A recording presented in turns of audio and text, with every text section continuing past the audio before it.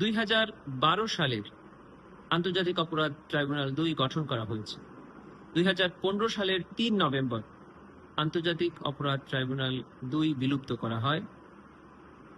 এরপর আজকে আন্তর্জাতিক অপরাধ ট্রাইব্যুনাল 2 আবার গঠন করা। আপনারা জানেন 2024 সালের জুলাই গণ অভ্যুত্থানের সময় সংগঠিত মানবতা বিরোধী অপরাধের তদন্ত চলমান আছে। বেশ কিছু তদন্ত একদম শেষ পর্যায়ে আছে। একটি তদন্ত প্রতিবেদন ইতিমধ্যে প্রসিকিউশনের হাতে এসেছে। আসামি শেখ হাসিনা সহ তৎকালীন মন্ত্রী পরিষদের সদস্য, আইন শৃঙ্খলা বাহিনীর ঊর্ধ্বতন কর্মকর্তাদের তদন্ত প্রতিবেদন একেবারেই শেষ পর্যায়ে আছে বলে তদন্ত সংস্থা থেকে প্রসিকিউশনকে জানানো হয়েছে। তদন্ত শেষ হওয়ার সাথে সাথেই এই মাসেই আমরা আশা করছি বেশ কয়েকটি ফরমাল চার্জ ট্রাইব্যুনালে দাখিল হতে পারে।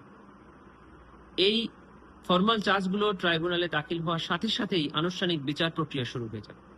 তখন একটি ট্রাইব্যুনালের মাধ্যমে এই বিচার প্রক্রিয়া দ্রুত গতিতে সম্পন্ন করা জটিল হয়ে যাবে। তারই প্রেক্ষিতে সরকার আরেকটি ট্রাইব্যুনাল গঠন করবে।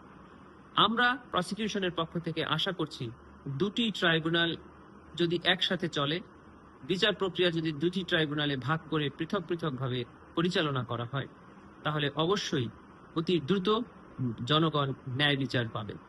আমরা সরকারকে ধন্যবাদ জানাই ট্রাইব্যুনাল 2 গঠন করার জন্য।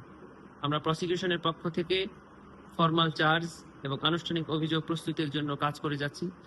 ট্রাইব্যুনালের তদন্ত সংস্থা তদন্ত কার্যক্রম সম্পন্ন করার জন্য দিন রাত কাজ করে যাচ্ছে।